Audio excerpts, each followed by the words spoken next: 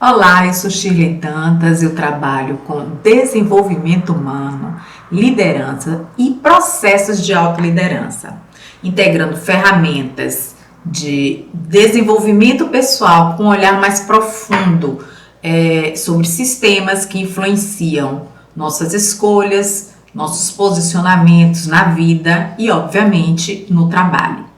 Este vídeo faz parte de uma série aqui do meu canal sobre liderança feminina e autoliderança. E hoje eu fiz algumas anotações importantes para falar desse tema que é tão importante, né? No primeiro episódio nós falamos sobre o erro silencioso que muitas mulheres altamente capacitadas cometem ao longo da carreira.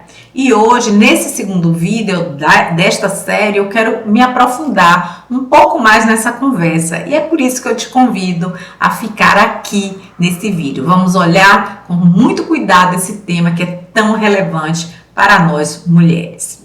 Primeiro, eu queria falar sobre algumas armadilhas, emocionais que aparecem com muita frequência na liderança feminina.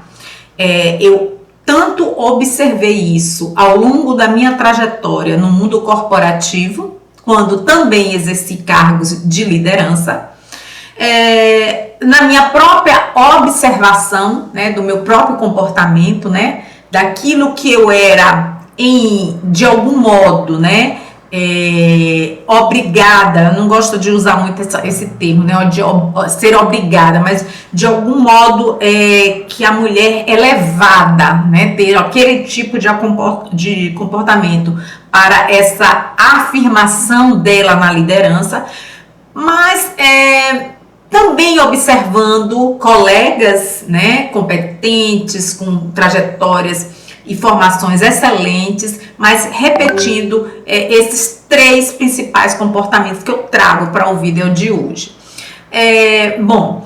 Esses comportamentos na primeira impressão, eles são vistos como força, como competência, como responsabilidade. E lembro, em muitos casos de treinamentos, e de orientações de outros líderes, sempre apontar para esse caminho da necessidade de, enquanto mulher líder, expressar esse tipo de comportamento. Mas que em alguns casos, na verdade, podem esconder um peso interno excessivamente grande. E é sobre isso que eu quero trazer aqui para que nós possamos juntas, principalmente, entender um pouco mais sobre essas questões.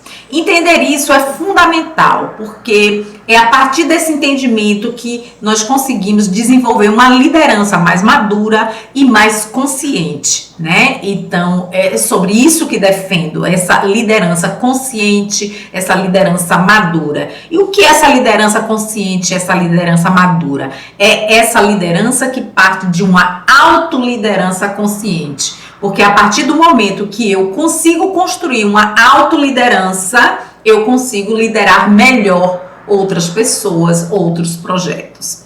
Então, esse é o meu princípio básico. E essa liderança, ela sempre está correlacionada a ter mais humanização, porque a gente entende, que quando a gente traz esse termo, esse olhar de humanização, a gente está olhando para esse ser integral, Esse ser que faz parte de todo um sistema que estamos ali inserido. Então não é sobre uma questão específica, um lugar específico, um momento específico, mas toda a sua integralidade.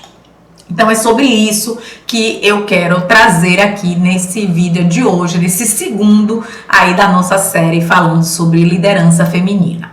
Bom, como eu já falei, existe alguns comportamentos muito observáveis aí durante o trabalho com mulheres em posição de liderança, Eu já mencionei aqui, mas eu trabalho também hoje com a mentoria, aliás, principalmente com mentoria feminina, mentoria de mulheres, mentoria para mulheres que estão tanto já empreendendo, ou mulheres que estão ainda na CLT, mas querem transicionar ou para cargos maiores dentro da própria CLT ou querem ir para o CNPJ ou para o seu CPF. Trabalho principalmente com foco em mulheres, né? Além das mentorias, eu também faço palestra com temas que se relacionam com as temáticas que trato principalmente durante a mentoria Destrave e Avance aqui comigo. Bom, eu vejo na grande maioria, sempre trago nos meus conteúdos, que são mulheres preparadas, né? Mulheres muito preparadas. Eu acho que as mulheres por si só, pela própria história, né, de enfrentamento que nós temos, e aqui não tem nenhum discurso de vitimismo, né, mas é pela conjectura realmente que nós percebemos no mundo, né, na construção do mundo, da construção social desse mundo, são mulheres muito preparadas, né? As mulheres estudam mais, então quando a gente vai olhar aí para os indicadores de educação, por exemplo, a gente vê o maior número de mulheres ingressando, por exemplo, nas faculdades. Elas se formam muito mais, né? Hoje, muito mais mulheres concluindo o ensino superior e seguindo em suas carreiras aí acadêmicas, enfim, em diversas frentes. Então, são mulheres que elas trazem uma formação muito sólida, né? Elas trazem também uma experiência profissional muito consistente, porque a mulher também, ela muito própria dessa característica, né, de conjuntura, ela precisa estar, né, exercendo diversos papéis ao mesmo tempo, e isso cria, claro, uma robustez aí na sua essência profissional. Então ela tem sim uma experiência profissional muito mais consistente. Mas isso não estou querendo dizer desqualificar os homens com relação às suas competências, às suas habilidades, mas o meu discurso, obviamente, é aqui para as mulheres, então por isso estou falando essencialmente aqui da preparação desta mulher. Mas que essas mulheres, apesar de ter toda essa consistência, todo esse arcabouço de preparo, elas ao mesmo tempo, elas vivem com aquela sensação de pressão interna, né? E talvez esse também seja um dos ganchos aí, né? Um dos gatilhos para que a gente tenha percebido nos últimos tempos o grande número de mulheres acometidas com doenças relacionadas às questões emocionais e às questões mentais, né? Então, ela vive eternamente naquele sistema de pressão interna, como se fosse necessário que tudo aquilo realmente funcione a partir da percepção,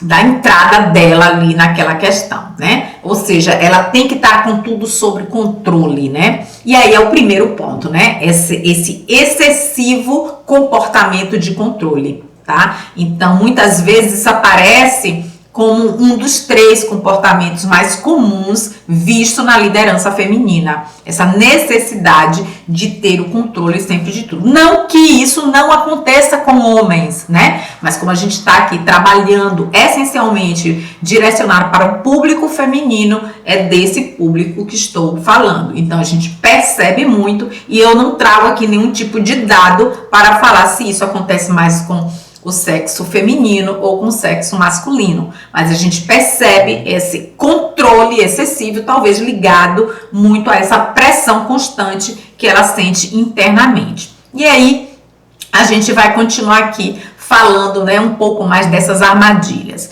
Bom, a primeira delas eu trago aqui o controle, né, que é essa necessidade de acompanhar todos os detalhes, supervisionar tudo que está acontecendo, de garantir que cada etapa esteja funcionando exatamente como deveria, né, e obviamente à primeira vista isso é visto ou pode parecer um zelo maior, uma responsabilidade maior. Mas veja, muitas vezes existe essa sensação interna de que se ela não estiver ali presente o tempo todo, algo pode se desorganizar.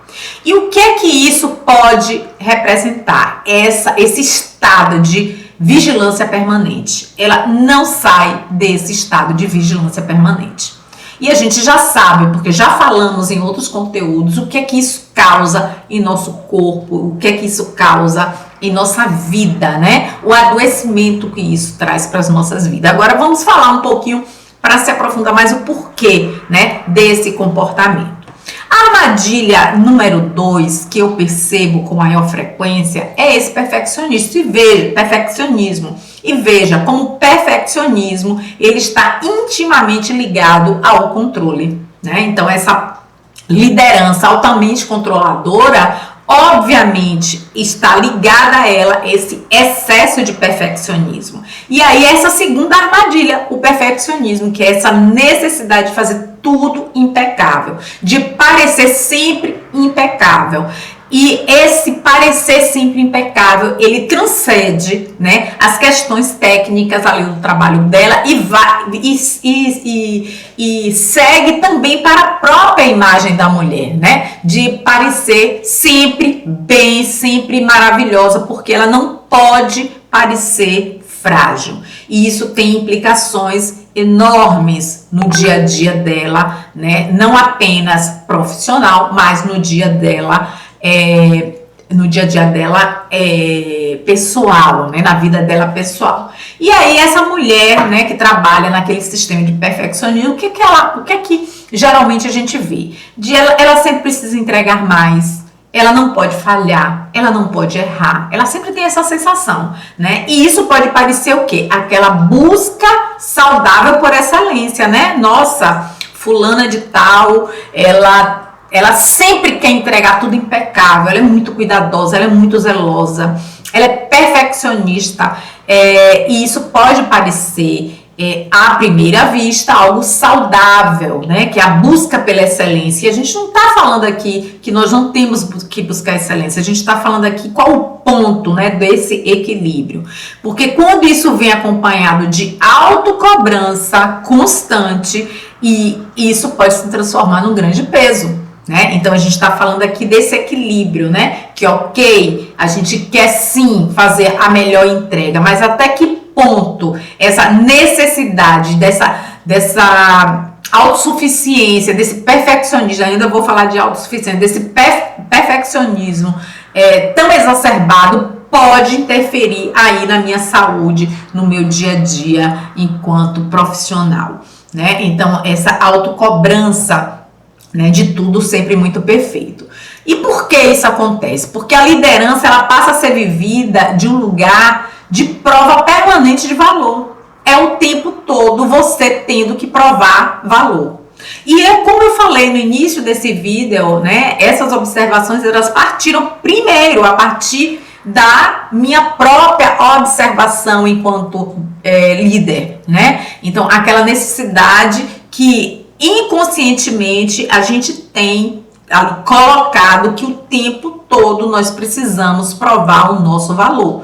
Por mais que você estude, que você tenha formações, que você tenha experiência, que você faça entregas importantes, mas o tempo todo você tem que estar provando valor. E é claro que isso aqui poderia trazer discussões aí enormes, para que a gente pudesse trazer vários fatores, né, de conjecturas, de construção social, de patriarcado, de várias questões aí, para a gente entender melhor. Mas a minha perspectiva para esse vídeo, ela não é essa agora. Então, a gente vai falar de um outro lugar. Mas antes disso, a gente vai falar da terceira armadilha observada, que é a autossuficiência. É aquela terceira armadilha que tem a ideia de que você precisa dar conta de tudo sozinha, né? Olha como elas estão conectadas, né? Eu tenho ali o primeiro controle, depois eu tenho aí o perfeccionismo, eu tenho a autossuficiência, eu dou conta de tudo. Eu não peço ajuda. Eu sou capaz, né, de fazer tudo, porque se pedir ajuda, isso pode sinalizar algum tipo de fraqueza. E olha, vamos combinar, né? Isso não é saudável, porque nós não temos a obrigação, né, primeiro, de saber tudo, não temos a obrigação de aguentar e suportar tudo sozinha. A gente deve sim pedir ajuda. E olha como é gostoso pedir ajuda, porque as questões que estão escondidas, elas são elucidadas de forma mais prática, porque eu tenho mais pessoas ali ajudando, né? Contribuindo. Então, o que é que essa autossuficiência aqui ela nos mostra quando trazido aí nesses comportamentos por essas mulheres líderes, né? Que pedir ajuda é um sinal de fraqueza, que dividir responsabilidade pode, por exemplo, demonstrar falta de competência, mas liderança não é sobrecarregar tudo, tá? E aí que a gente precisa entender que liderança envolve o quê? Confiança, colaboração e construção coletiva.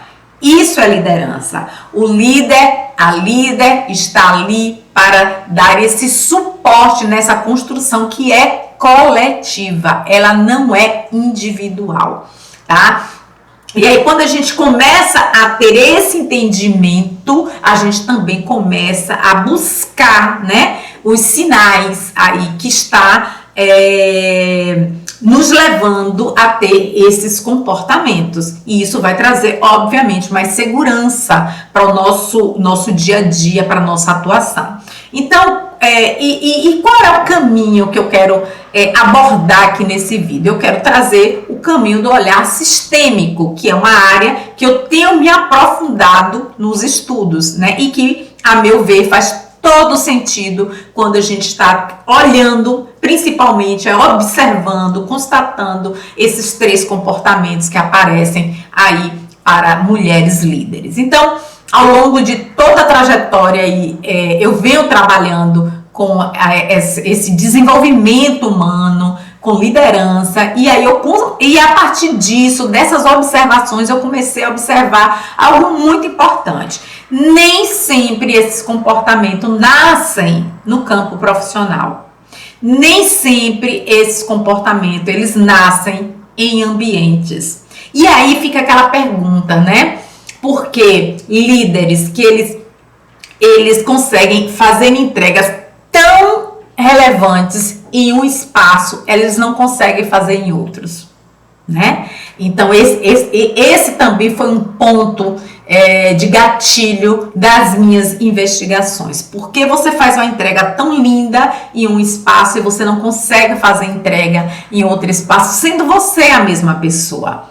Por que isso, né? E aí, muitas vezes, isso tem relação com padrões antigos da nossa história. E quando a gente chega naquele ambiente, a gente se depara com algo que revela, de alguma forma, sem ser tão explícito, essas questões que estão ali guardadas e que, de algum modo, vai impactar ali no meu desenvolvimento de trabalho, de liderança naquele espaço. Então, eu fiz algumas anotações aqui, para que nada se perca, né, como sempre, né, uma mulher madura precisa de anotações para ela seguir, claro, e eu não fujo dessa regra. Então, esses padrões que nós aprendemos aqui ao longo da vida, né, e aí, na forma que nós vamos lidando com essas responsabilidades. Bom, vamos ver aqui o primeiro padrão.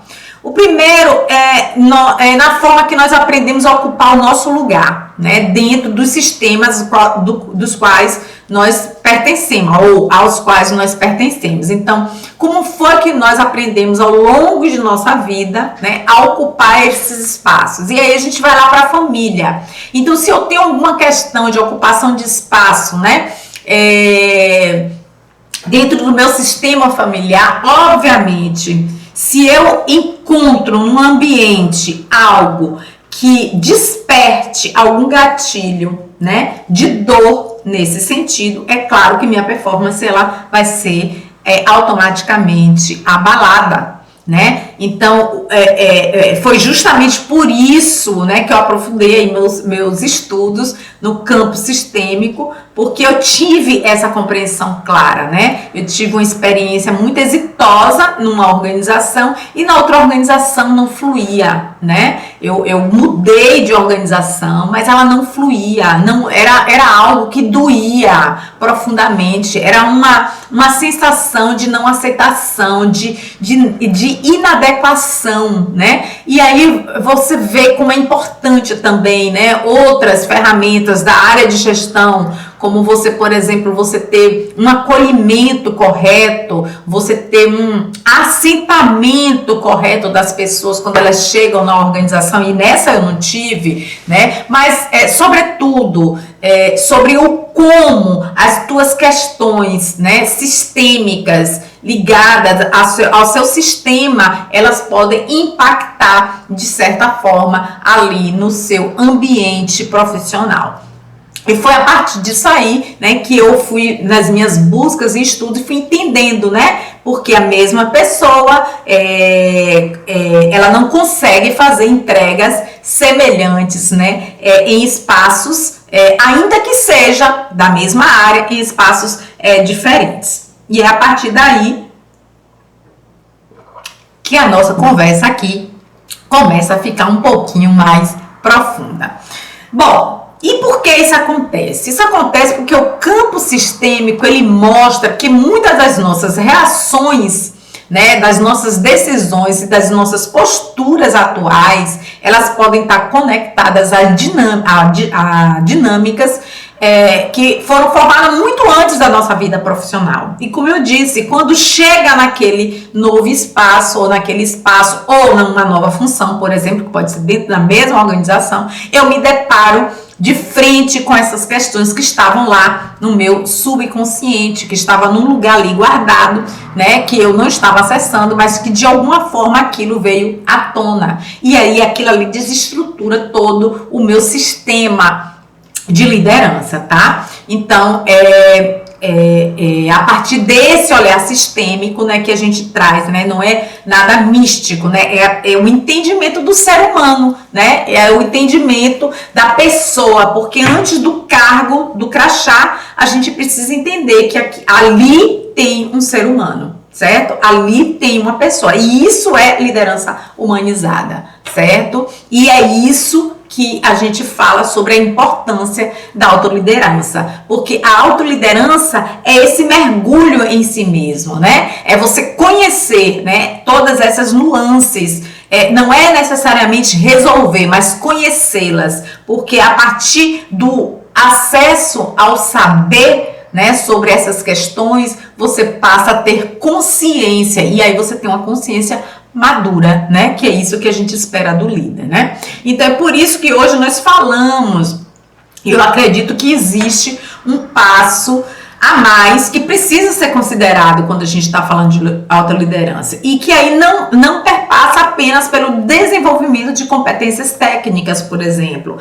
Não é apenas aprender sobre ferramentas de gestão, porque isso é muito simples, né? É simplificar demais as questões que tem dentro de uma organização, seja ela pequena, seja ela uma organização familiar, seja ela uma grande organização. Isso é muito simples, né, para a pessoa ali entender. E falar apenas de comportamentos que não sejam adequados e que por isso você tem que ser incluído ou excluído também é minimizar muito, é simplificar demais, é uma questão que é tão mais profunda, né? E o que eu defendo é que hoje a gente precisa ampliar mais esse nível de autoconsciência, porque nós estamos, de fato, percebendo que nós estamos liderando, né, pessoas, mas antes de tudo nós precisamos nos autoliderar.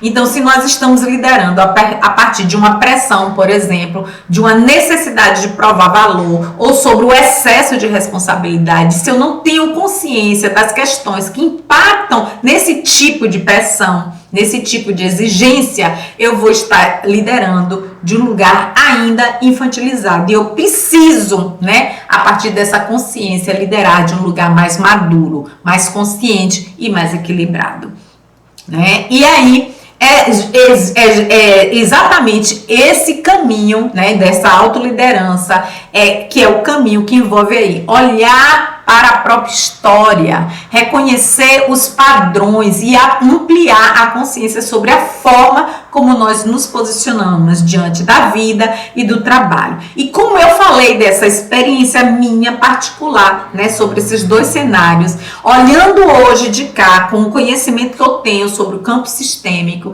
eu entenderia, né, que naquela segunda organização eu não fui aceita, né, eu não fui incluída, e a questão da inclusão, da não aceitação, para mim, né, é uma questão importante. E aí eu não conseguia ter o sentimento de pertencimento àquele lugar, né? E aí quando eu olho para isso, né, além de toda a minha chegada não ter sido uma chegada bem preparada pelas pessoas que eram responsáveis por isso, tinha uma questão minha, né? Que se eu já tivesse consciência, talvez aquilo não tivesse me incomodado tanto e, obviamente, eu teria feito entregas melhores ainda do que as entregas que fiz enquanto lá. Mas, principalmente, saberia lidar com aquela pressão, com aquela exigência, com aquele nível de comparação que existia, obviamente, no ambiente adoecido, mas eu saberia lidar melhor com aquela questão. Então é sobre isso, né? Porque quando a gente tem essa consciência se amplia e, obviamente, essa liderança, ela também se transforma. Tudo partindo da autoliderança. Então, essa autoliderança, esse conhecimento sobre suas questões com profundidade é essencial para que você possa exercer uma liderança com mais assertividade e com mais lucidez. Principalmente para as mulheres, né? Porque as mulheres elas sofrem um peso de comparação, de cobrança e de exigência muito maior do que os homens. Bom, e agora eu gostaria de fazer aqui uma pergunta, né? Dentre esses 3 pontos que eu trouxe aqui hoje, que é o controle, o perfeccionismo e a autossuficiência, qual deles você que está aí assistindo reconhece na sua forma de lidar com responsabilidade ou com liderança? Me conta aí nos comentários se você achou que esse conteúdo fez sentido para você. Compartilha com outras mulheres que também estão nesse caminho de busca de autoconhecimento, de aperfeiçoamento. Ajuda a gente partilhar para mais pessoas essa mensagem, nos fortalecer, unindo, né, as nossas forças, os nossos saberes, as divisões aí de conhecimento que é tão importante para fortalecer e ter, né, mulheres cada vez mais preparadas, cada vez mais alinhadas com seu propósito de vida, com seu propósito de profissão e de carreira. Se você ainda não segue, vai lá no sininho, marca lá o sininho, começa a seguir o nosso canal e eu te encontro no próximo vídeo.